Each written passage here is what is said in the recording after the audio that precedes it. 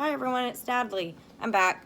Today we're going to talk about cognitive dissonance because I use it in almost every single one of my videos, so you guys might be wondering what that term actually means. So I have found a website that I use personally on a daily basis called narcissisticfamilyfiles.com. You most definitely should check that out. It will really help you understand everything that you're going through. So let me give you the definition. I'll spell the word for you, and we'll get into it. Cognitive dissonance. COGNITIVE space DISSONANCE. I'll read the definition. The narcissist externalized, manufactured identity is built on lies and denial, and she or he expects family members to accept her or his vision of the truth. What this means for the narcissistic partner and children is that they find themselves in opposite land. I call that land La La Land, where they are told, usually through a range of manipulative tactics, that reality is different from or even the opposite of what they feel and perceive. This feature of narcissism produces a cognitive dissonance in others who experience a profoundly disorientating gap between what they perceive and what the narcissist says happened. Examples: black is white, good is bad, false is true. Particularly in young children, cognitive dissonance is extremely traumatic, leading to self-doubt and disassociation. Let me read you also the definition of denial. This is a compulsive feature of narcissism, whereby the narcissistic willfully believes or pretends that traumatic events or circumstances do not exist or did not happen, even when presented with evidence to the contrary. So, I am sure that you have experienced cognitive dissonance. There's no doubt in my mind. I want you to think about all the times that you thought or you knew something was profoundly wrong with the person, because when you confront them about the situation you're they will say, no, it didn't happen. That didn't happen. Like, maybe you did that. I didn't do that. I didn't say that thing. I didn't do those things. That wasn't me. And then you're stuck. You're kind of like, what? You're sitting there like, wait a minute. Where am I? Where am I? I know where you are. You're a narcissistic La La Land.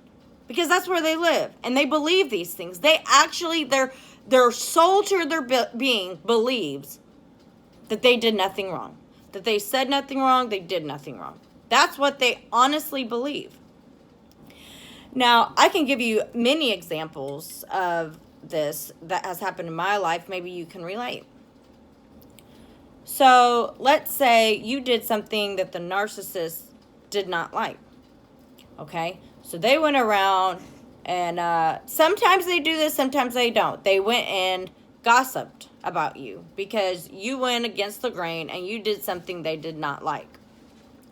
So they go tell their flying monkeys. Half of them are flying monkeys, the other half are not flying monkeys. So they'll go tell everyone. The flying monkeys won't come back and tell you what the narcissist said. The other people that have already know that there's something wrong with this person, they'll always come back, especially if you're not speaking to them, and say, hey, do you know what this person is saying about you? They tell you. The flying monkeys, on the other hand, will come and they won't tell you what they said, but what they'll say is, what's going on? Why are you in this situation? And the reason why they do that is because they do the narcissist dirty work. The narcissist will never come and talk to you about anything. They send their flying monkeys to see how you feel about the situation, what your beliefs are, what your reality is. And they use the flying monkeys to also figure out if you are extremely mad at them, or you don't care, or you just want that, you're craving them and you want them back in their life. So the flying monkey will go tell them. The other people, the smarter people, the smartest ones out of all of us, are the ones that know exactly what's going on and know exactly who this person is. And they'll come say, hey, you need to watch your back. The narcissist is telling me some very personal things about you. She told me that you did this or this. And you're like, what? That was, like, I know I made a mistake, but I didn't expect them, like, to come tell you my most personal, intimate things that I've shared with them. Like, what? And then you're like, wait a minute, where am I living? Like, whatever narcissistic injury I gave to that person, like, was it worth them really going back and telling them, like, the most personal thing I've ever shared with them? And you're lost. And you're sitting there hurt. And then it turns into anger and frustration. And you're like, you know what? This isn't right. I got to go talk to the narcissist. So you go find the narcissist and you call them, or you go in person and you say, hey, so-and-so, or maybe you don't want to use their name. You're like, hey, I know that you've been going and telling people that I come from a bad family, that I made that mistake in my life. I know that you told them this because you were mad at me, but why did you have to go tell them the most intimate, most private, most traumatic experience in my life? Why? And the narcissist will do this. I didn't say that. I didn't do that. With the most blank stare. It's always a blank stare. Or it could be where they act out and they're angry. But they're like, I didn't do or say that. That wasn't me. I don't know where that person got that information. And you're staring them in the face and you're like, I know you did. Somebody came and told me. How would that person know if you didn't go and tell them?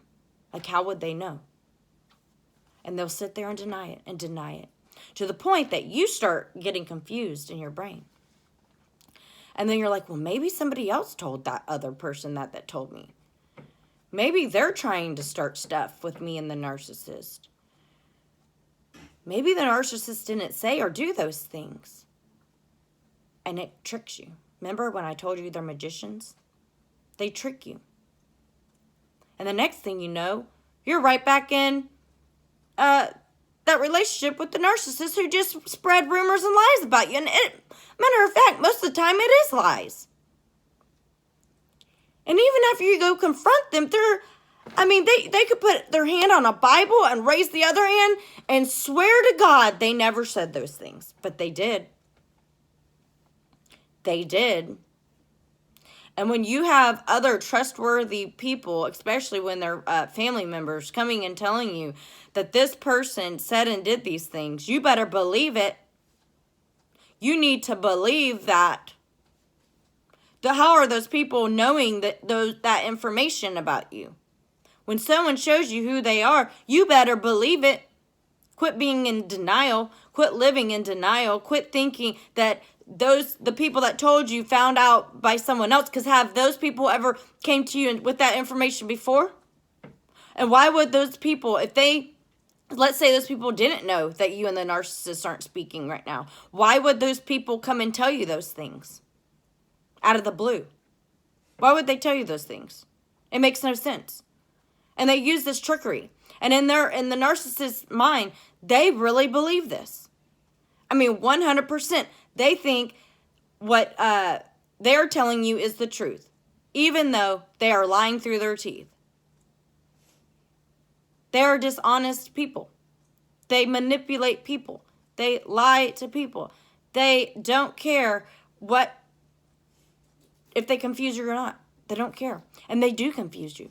And for the longest time, year after year, you go through the same thing. You're like, she said she didn't do those things, but why are these people constantly coming and telling me that the narcissist is saying and doing these things? Like, I don't understand. Like, I confront the narcissist and they straight out deny it. That's what cognitive dissonance is. It's where they deny the truth. They deny their actions. And when you confront them about their actions, they say, I didn't do that. I didn't say that. That was you. You did those things. You said those things. You're the horrible person, not me. That wasn't me. No, no, no. So that's pretty much how the game works. See, they find out through your flying monkeys what your reality is, because they know eventually you're going to come confront them. They know they had no right to say or do those things. And so they send their little flying monkeys in to see exactly how you feel about the situation, about what your perspective is and what your beliefs are in that situation. The flying monkey goes and tells them, and then they're waiting around for you to confront them.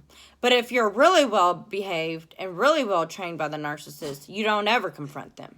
You just keep it bottled up, and eventually that leads to explosion. And when you explode on the narcissist, what they do is they take that emotion and that explosion and that frustration from you, the things that they've made you into, because you start turning into a monster too, is when you explode on them, they go back to people and say, I told you.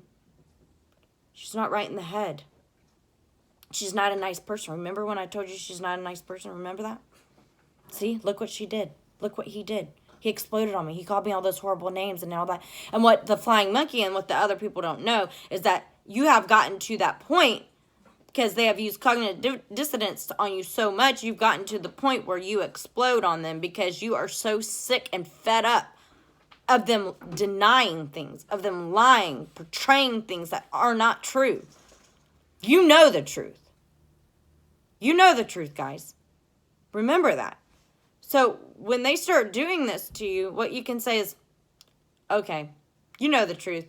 So you just go on your merry way, and you need to start going no contact. If you cannot go no contact and you have to go gray rock because, let's say, it is a spouse and y'all have children together, you use very limited conversation with them. You act like they are strangers.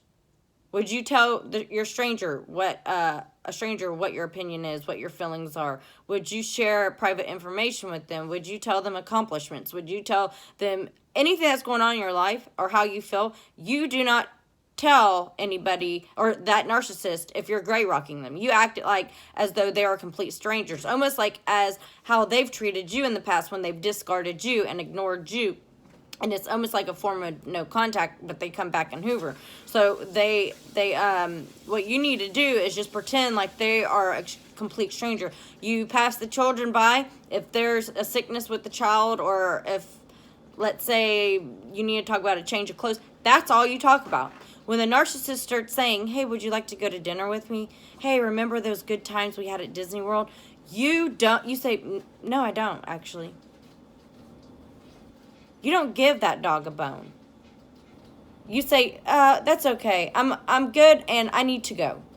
You hightail it out of there as fast as you can. You don't give them any perspective of, oh, it was a good time back then, because they're tricking you.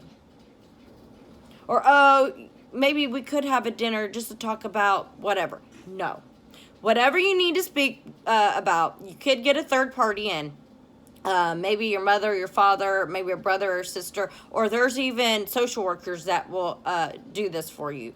And you get the third party in. You tell the third party what you need to tell them, and the third party tells the narcissist. And it just goes back and forth, so you never have to deal with the narcissistic conversation that they throw on you.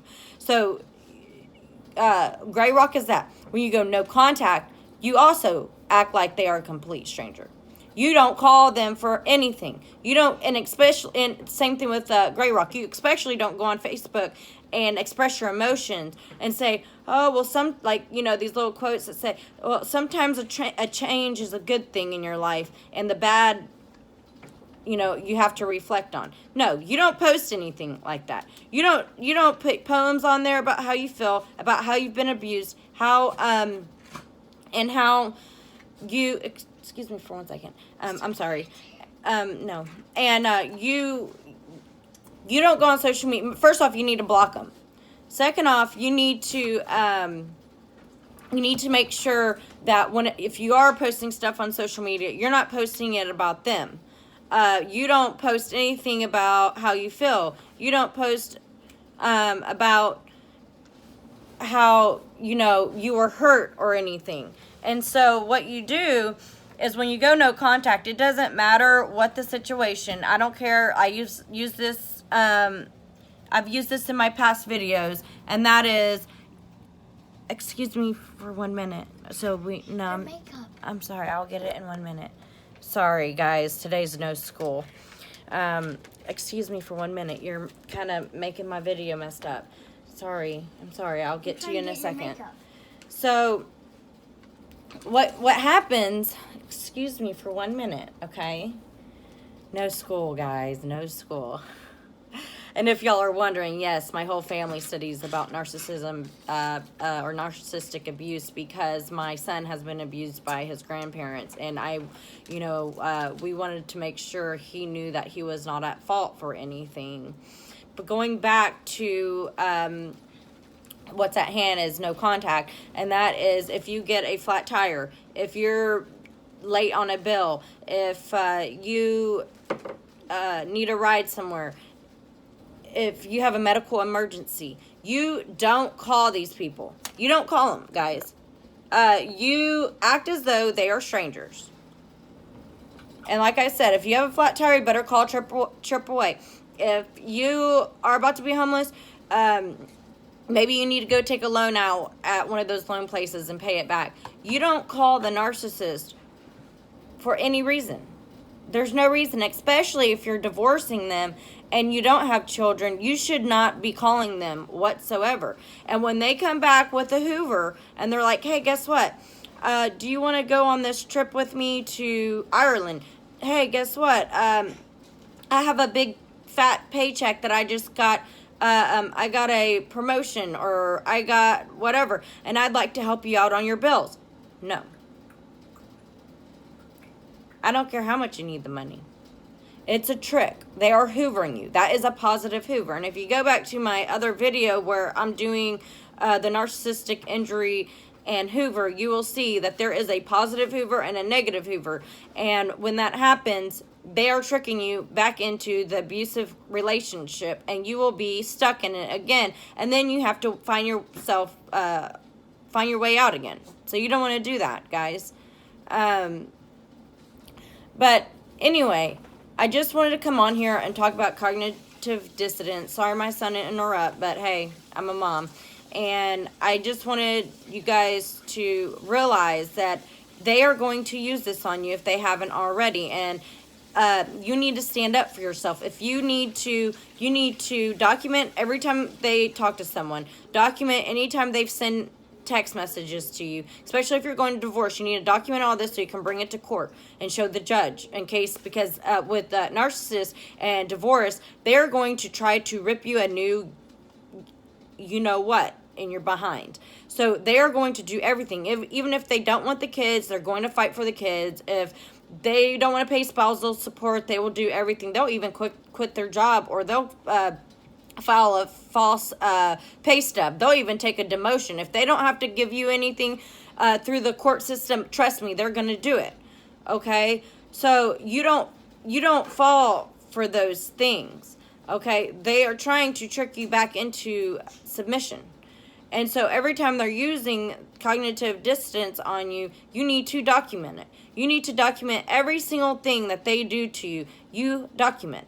Okay? You photo, you screenshot. If someone's coming to you and saying that they're posting stuff on social media about you or the situation, you ask your friend to screenshot it and send it to you. You do everything. You document everything. Get a folder and start documenting everything. Okay? Maybe get a folder on your electronics and document it. Put it in that folder. So if anything snowballs into the point that you're going to court or anything like that, or if they tried to deny a past text message that they sent that was very ugly and hurtful, or the complete opposite, you need to put the proof in their face. You need to say, see, yes, you did do this. So get as much proof as you can when you're dealing with a narcissist. Get as much proof as you can dealing with them. So if they go back and use cognitive dissonance on you, you can say, no, I have proof. You need to get proof of everything. Put them in their place and make them know that you are not playing their games anymore. that you have proof that they are using cognitive dissonance on you and that you're not falling for their crap anymore. That no, this is not okay that you're doing this to me and confusing me. Like, that's not okay that you're confusing me. It's not okay you're using on the children. You're making them feel like they're associating themselves with what's reality and what's not reality. And that happened with my husband a lot. He did not know what reality was half the time dealing with his parents. And whenever I tried to tell him, no, that's not what happened. No, this is what's going on, he would deny it. And I always had proof to show him, yes, they did. And he'd be like, oh. And that's why he was a codependent at that time. And he is an abuse victim himself. And we are a narcissistic abuse survivors now. So we are all in the family learning about narcissistic abuse because my in-laws have used cognitive dissonance on my son. They have also been very authoritarian and where they hit him, spanked him, and he still relives that trauma. He still comes and talks about that time they did that time that they embarrassed him, the time that he was having his own personality and his own laugh and giggles. And instead of taking that as a time to connect with my son, they took it as a time to disobey him, or that he was disobeying them. Instead of them treating, like, laughing along, having a good time, letting him be his own person, they were like, no, you're going to do it my way. If you don't like it my way, you're going to get hit. And that's what they did. So my son also is going through therapeutic counseling for the time that they have abused him, because he also was left confused, just like my husband and I. And so we are doing this as a family unit, and I suggest that you do the same. Now, you don't let the children know what the narcissist has done to you. You just reflect on what the narcissist has done to them. You don't go and blabber your mouth about everything. You just start helping them understand what they just went through, that they are an abuse victim too, that they need to be educated in narcissism. And it's very important to help your children, especially if it was your husband or wife who has done this to them. You need to help them understand that they are not at fault, that they were in the right, that what the narcissist did to them was not okay. And that they have the right to choose their personality and choose who they want to be. And now there's a difference between defiance and a child just acting like a child. Well, every time my child acted like a child, the narcissist did not like it at all. So they would punish him by physical abuse. I didn't know about it for the longest time until my son started coming home telling me. He's like, his grandparents spanked him or disciplined him in a way that he did not agree, a way that he is not used to, because we don't use physical punishment at my house. We don't confuse him. We sit there and talk about what the problem was and what he did, and we figure it out as a family. Where my son, they never explained why he got the spanking, what he was doing wrong, why they treated him that way. They never explained it to him. So he came home with trauma. And so he's still, I'm telling you, they haven't spanked him in a year because we went no contact. So they haven't had any physical contact with him. But he would come home and say his grandparents spanked him. Or that he wasn't allowed to be his own person. He calls it his own personality. So these are what narcissists do. They confuse you. They never explain. They lie. They never explain. They never explain their actions. Never.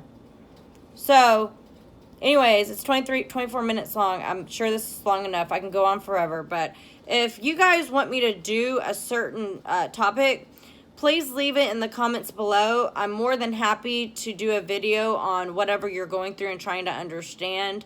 I am a life coach. I will leave my email address down below. With my coaching services, there is no set amount. It's all donations. And those donations are going to be put to good use. I haven't found the charity yet that I'm going to use, but I am. And it will help keep this channel alive. Sometimes I have to take myself away from work to do these videos. So we need to keep this channel alive. You need to go see other channels and keep them alive. We are here to help. We went through this trauma with you. Okay? So if you need coaching, you could donate $1. I'm more than happy to help you through the coaching. Everything is in discretion, okay? So I am not here to make money off of anyone. I am here specifically to help you, okay? All right. So if you need coaching, email me. I don't care how long it takes to be on that phone with you to help you get through this. I am here for you. I am your friend. Remember that. I'm here for you. I'm here to help you get through the trauma that I've helped my own self get through, along with other people that's helped me. Okay? I love you guys. Have a great day, by the way. Peace out.